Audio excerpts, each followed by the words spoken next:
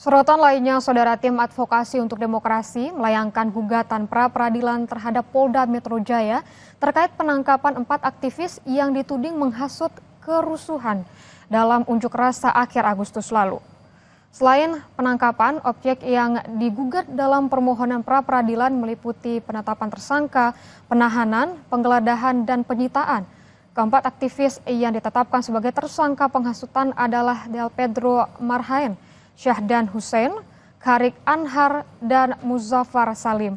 Aktivis menempuh jalur konstitusional yang dijamin konstitusi karena keempat aktivis yang kini ditahan di Polda Metro Jaya merupakan korban kriminalisasi dan tahanan politik. Mereka meminta Majelis Hakim Pengadilan Negeri Jakarta Selatan untuk membatalkan status tersangka terhadap keempat rekan mereka.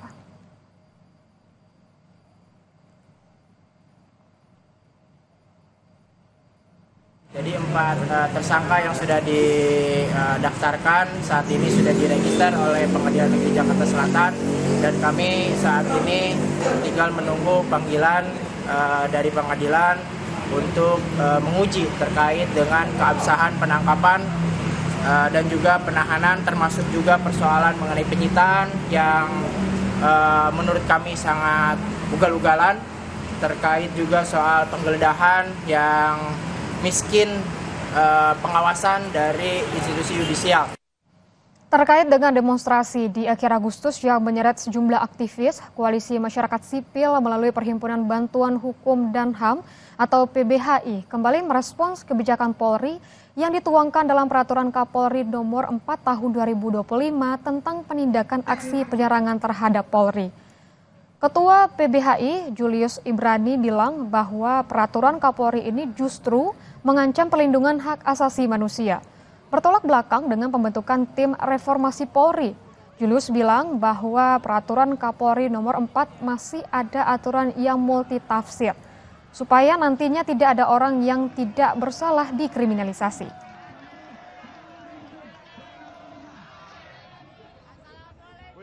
Ini belum selesai. Ibarat kata, kita belum bisa membedakan siapa pelaku, siapa korban.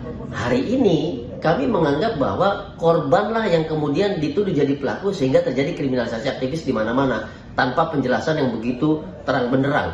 Nah, ketika itu belum jelas di hadapan publik, lalu ada peraturan Kapolri yang baru tentang penanganan aksi penyerangan terhadap kepolisian.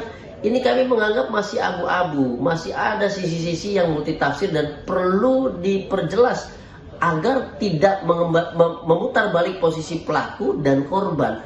Pelaku dibebaskan, korban dikriminalisasi. Beralih ke informasi lainnya, Saudara, pimpinan DPR merespons gugatan uji materi soal penghapusan pensiun seumur hidup anggota DPR yang dilayangkan ke Mahkamah Konstitusi. DPR akan mematuhi apapun putusan Mahkamah Konstitusi termasuk soal penghapusan pensiun anggota DPR. Wakil Ketua DPR Sufmi Dasko Ahmad menyebut ketentuan pensiun anggota DPR merupakan produk dari undang-undang lama. Dasko menegaskan apapun keputusan Mahkamah Konstitusi termasuk soal penghapusan pensiun seumur hidup anggota DPR, pimpinan DPR siap mematuhi. Uji materi penghapusan tunjangan pensiun DPR dilayangkan ke Mahkamah Konstitusi oleh 2 warga, yaitu psikiater Lita Linggayani dan mahasiswa Syamsul Jahidin. Mereka menilai tidak adil kalau anggota DPR yang cuma menjabat 5 tahun bisa menerima tunjangan pensiun seumur hidup, bahkan bisa diwariskan. Wakil Menteri Sekretaris Negara yang saya hormati Tuhan. Ya, sebenarnya kalau anggota DPR itu kan hanya mengikuti karena itu produk undang-undang yang sudah ada sejak beberapa waktu yang lalu. Nah, apapun itu kami akan tunduk dan patuh pada hukum putusan Mahkamah Konstitusi. Apapun yang diputuskan kita akan ikut, demikian. Lita Linggayani dan Syamsul Jahidin mengajukan gugatan uji material atau judicial review Undang-Undang Nomor 12 Tahun 1980 tentang hak keuangan administrasi pimpinan dan anggota lembaga tinggi negara yang didaftarkan dengan nomor 176 PUU-23 tahun 2025. Dalam gugatan, penggugat menilai pemberian uang pensiun seumur hidup bagi anggota DPR yang hanya menjabat selama 5 tahun adalah bentuk ketidakadilan.